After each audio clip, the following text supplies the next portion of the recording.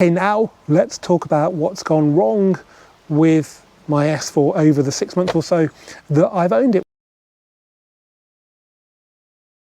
Hello and welcome back to the Volks Wizard channel. Now, it's been about 6 months since I purchased my 2020 Audi S4 Avant TDI, a car at the time I described as my dream daily driver. Well, I thought now would be a good time to reflect on those 6 months and 6,000 miles and report on whether it's lived up to my very high expectations. So in today's video, we're going to look at what's gone wrong, what I've changed, what my future plans for it are.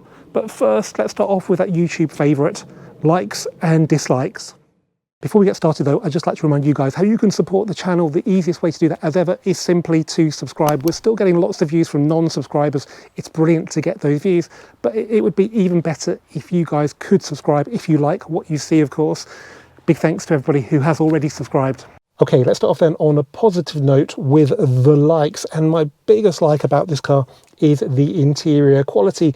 And this has just been reinforced by the new Audi S3 that I've just given back to Audi UK.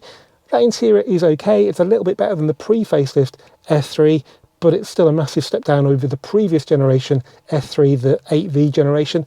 And this car, the B9.5 S4, is much better than even the 8V generation A3 S3, as it should be, because it's an A4. There is no bad plastic anywhere in this car. The carpets you would have in your house. We've got traditional climate control, which admittedly you do have in the current A3, and buttons which are very similar to the A3. We have got a screen that sits outside the dash like it does on the current Golf, and I know a lot of you guys don't like that. But on the plus side, compared to the pre-facelift B9 generation S4, this is now touchscreen, so it works really, really well. What is sort of a cherry on top is that this car has got loads of carbon fibre inside it, which is quite surprising considering how bling and silver the outside is. And that's just one of the many options this car shouldn't have, which we'll talk about now, because they are another like. Now, with any Audi, spec is really important, and today Audi seem to force you into the top spec Vorsprung models if you want a selection of things on other cars you could just spec individually. And obviously a Vorsprung is a lot more expensive. Now this car, because it's got all the bright work, is the lowest model in the range. There's also a black edition which is basically de-chromed, and then there's the Vorsprung which is also de-chromed. So this car really should be quite a basic spec. I think you could spec a sunroof, which this car hasn't got, and a couple of other things. But instead, because it's a really early car, it's got loads of things a base model shouldn't have, and it's got even some things that shouldn't be applicable to UK cars. So it's got a very high spec that makes it nicer to drive, nicer to be in, and yeah, just a nicer car. So, for example, it's got adaptive cruise control. Well, we've had that standard on the Golf since 2012, so I really hate it when I don't have it. It's got adaptive dampers. Well, you know, I love that. And actually I've driven an S4 Saloon TDI and it is quite a firm ride. So this probably would be too firm for me without those. It's got the sport differential, which means it torque vectors on the rear axle. That's always nice, especially with a 1.8 ton car like this. It's got dynamic steering. Now those things tend to be bundled as part of a pack, but that's not available in the UK. And you also get the red calipers to show you that you've got that, which this car has got, but they shouldn't be available in the UK at all.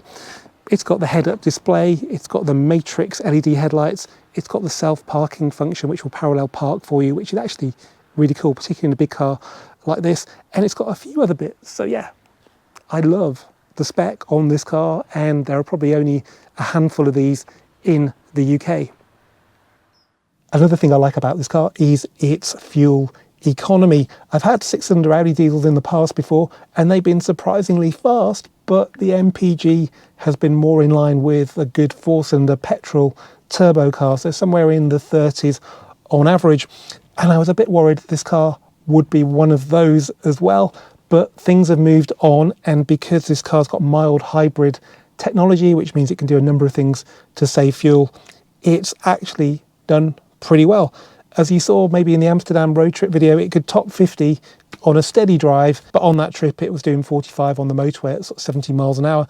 And the long-term MPG over 2,005 miles is 45.2, which I think is really good for a car that's got the same peak torque as the C7 generation Audi RS6, 700 Newton meters, and it's a little bit lighter as well, so it feels as punchy as that car. Sure, the engine's not as sweet, it's not a petrol engine, it's got some gruffness to it, which we'll talk about in the dislikes, but yeah, I'm actually really impressed with that. And a little bonus as well is that even though I've done 6,000 miles in it, as yet, it hasn't asked for any of that AdBlue stuff that you have to put in to the tank every so often. Now is probably a good time to talk about the things that I don't like, because we can start then with the exhaust. So back in, I think just before this car came out, we had the C8 S6 Avant TDI, and that had 4 completely fake exhausts. So we were waiting to see what Audi did with the S4, and the first time I looked into them, which would have been, I think, this side, they were real. But I didn't realise that then these two were fake. So this car's got 2 real and 2 fake exhaust tips, which is, I guess, half as bad as the S6. I took it for the MOT last week, and I happened to watch the tester stick the exhaust probe into this side, and at that point I was quite embarrassed. But yeah, it's not ideal, but I think it looks good, and therefore it's okay with me. Now, I'll be the first person to admit black cars, when they're clean and shiny, look absolutely amazing, but it's keeping them that way that's difficult. Plus, when you get stone chips, which you can't avoid, they do tend to show up even more on black, particularly when you wax them, and the white wax just, you know, makes them so obvious. I bought this car at 40,000 miles and it was quite heavily stone chipped. Black colour magic does disguise it, but you almost have to do that every time you wash it, and it gets a little bit tedious. I swore I'd never have another black car after my first Club Sport S, which I bought brand new, and I had no choice on colour with that car. I now happen to have 2, and, well, put it this way, my detailing skills are being kept up because of these 2 cars. Another thing I don't like about this car is that it is neither a full keyless entry car, nor is it a car with a traditional ignition key. For quite a few years now, Audi have been selling cars that open normally with remote controls, but start up with a button somewhere in the car that only operates when this key is in the car. I would much rather have full keyless entry, even though that makes the car a little bit more vulnerable to theft, but there are ways to mitigate that, and that would probably give you as well the pedal function where you can open the boot by waggling your foot underneath the back bumper, or failing that, just give me a traditional key and I'll open it with the remote. But this halfway house is really, really annoying. Now, whilst this car has got a clever sound generator that can make it sound really good outside and inside,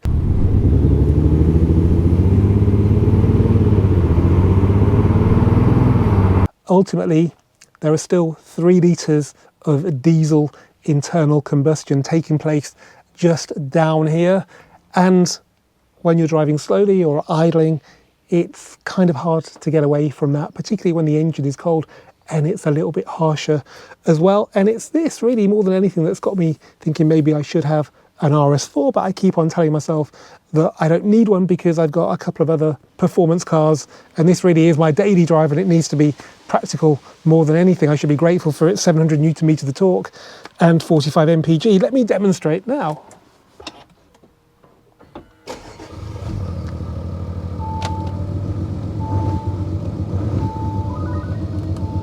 So if you put it into dynamic,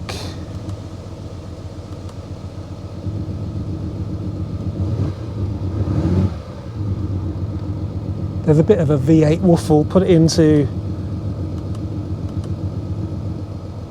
comfort, and that goes away completely. So sometimes you think, wow, it sounds great, and then other times you think, God, it sounds like a really loud diesel engine. But yeah, overall, I think it's okay. Okay, now let's talk about what's gone wrong with my S4 over the 6 months or so that I've owned it. Well, I'm pleased to report, even though this is a very complicated car, this will be a very short segment. Now, when I bought the car, it was a trade sale, and the dealer told me there might be a problem with the SOS system that's to do with the aerial on the roof. It wasn't there when I bought the car, but within a few days, it had beeped on the dashboard telling me there was a problem with it. Basically, if you have a crash, it calls the emergency services, and that's actually mandatory now. All cars have to have this system, and when it was introduced, Volkswagen Group seemed to do something a bit wrong, and lots of cars suffer with issues. With this car, the fault is to do with the aerial cable. So the aerials on the roof does multiple jobs, at aerial, and there's a connection down to the control box, which I think is just at the back of the boot on this car. I'd done some research onto this, and there was a recall for America, I think, and all they were saying was to replace the cable. Well, I found one of these on eBay at one of the specialist parts dealers. It wasn't an awful lot of money, and then some generic cable as well, and I replaced it. It was quite a big job because there's lots of trims to remove, but it didn't cost a lot of money, just time, and I've been to Amsterdam and back since, and the fault hasn't recurred, so I'd say that's a result. Other than that, bearing in mind it's a very complicated engine, I've had no issues at all, which is great. It's got a digital dipstick, which doesn't seem to have moved in all the time that I've owned the car, which is a bit suspicious. If it's right, that means it hasn't used any oil either. Okay, now let's talk about the changes that I've made to this car. There's one inside, but let's start off with the one outside, and that is to change the tyres. So when I bought it, all the tyres were Bridgestone Potenza S001s. I think they all had great tread on them, but the backs were a Mercedes-approved sort of semi-run flat version, and the fronts were the correct Audis. Now, you shouldn't have these two different types of tyre on the same car, so they motivated me to change the tyres, and I stuck with Bridgestone, but I went for a slightly lower performance version, more of a touring tyre, because that's the way this car is used by me. So this is the Turanza 6, it's a new tyre, and technology for tyres moves on pretty quickly. So compared to the Turanza 5, this is a much better tyre. The biggest appeal for me was the positive effect they promised on the MPG. It's probably only a couple of percent, but I think over the life of the tyre, and they're guaranteed for 20,000 miles, believe it or not, they should pay for themselves just with that small improvement on MPG. They're also really quiet, and even though they're not a high performance tyre, they still work really well on the road, so I'm super happy with those. Now, back in June, I drove this car to Amsterdam. It was really in its element on a road trip like that, but I noticed something then due to the prolonged exposure and driving somewhere I wasn't familiar with that I hadn't noticed in the previous 3 months of ownership, and that is that the Apple CarPlay icon is on the wrong side. When we're abroad, we tend to use Waze for navigation, but that tends to offer quite a zoomed in perspective. We also like to see on a bigger scale where we are. So in the Netherlands, you could just zoom in and see exactly where you were in relation to the rest of the country. But when you wanted directions, you had to go back to Waze, which was quite zoomed in. So I was switching between the two quite a lot, and it started to bug me that the Apple CarPlay icon was here on the left-hand side, which clearly is designed for left-hand drive cars, not UK right-hand drive cars. The good news is that it's really easy to swap it. So you just hold it, you hear a click, and then you can drag it. And I think just there is the perfect position. So it's much easier to use that CarPlay icon now than to look over here. I know it's not much harder when it's over there, but when you're in a foreign country and you don't know where you're going, you just want to make life as easy as possible. And switching between the two now is really easy when I remember which icon is the nav. There we go.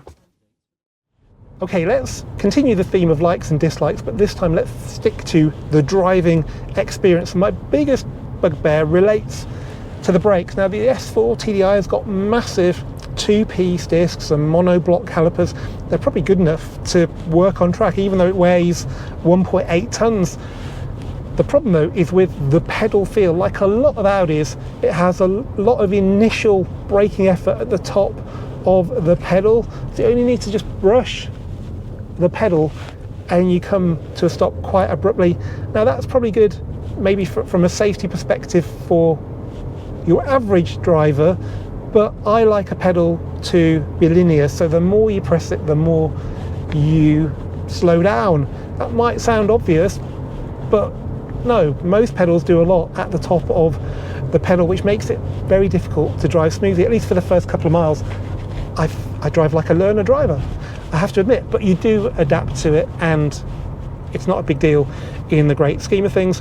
Another little bugbear is that in auto mode, it's not really that nice to drive. This is a car from an emissions strangled era, and for the emissions test, in their default modes, these cars have to be efficient, and that means throttle response and performance to a degree is backed off, and also the dampers are a bit too soft to control the 1.8 tons of this car.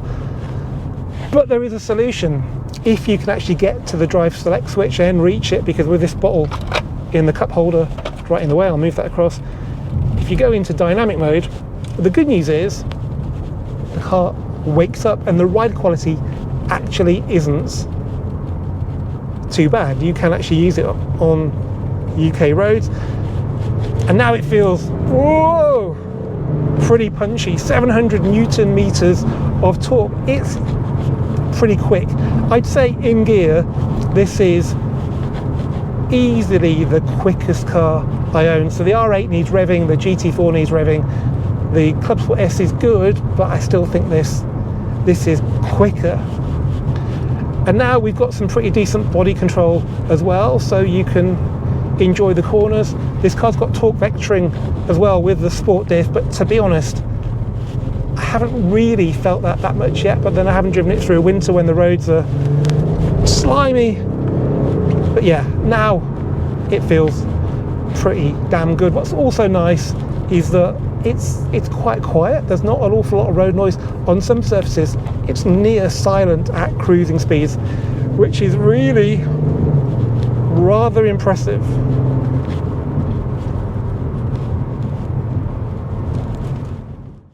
Okay, now let's talk about my future plans with my S4 Avant TDI. And firstly, I have no plans to sell this car for a couple of reasons. Firstly, because it's now autumn and I've enjoyed this car through the summer, but really its best time of year will be the winter because it's four-wheel drive, it's heated seats. It's just a nice car to drive around in the winter when, say, a Cayman GT4, Club Sport S, R8 are not that appealing. Another reason why I have no plans to sell it is because whilst I'd love a newer, lower mileage one, it's going to be impossible to find one with this spec. And I do mean literally impossible. The only ones that will have this spec will be really early cars, and I don't think many will be better than this one. What I want to do though this winter is fit some winter tyres to it and go and find some snow somewhere, whether that's here, you never know, we might have a cold winter this year, or go to Scotland. Or actually I really want to go to Germany where you need to have winter tyres and do something with the Christmas markets. I don't really go abroad much in the winter by car anyway, and that's definitely something this car makes me want to do. So yeah, overall it's been a very good 6 months, and if the next 6 months are as good, then I'll be over the moon.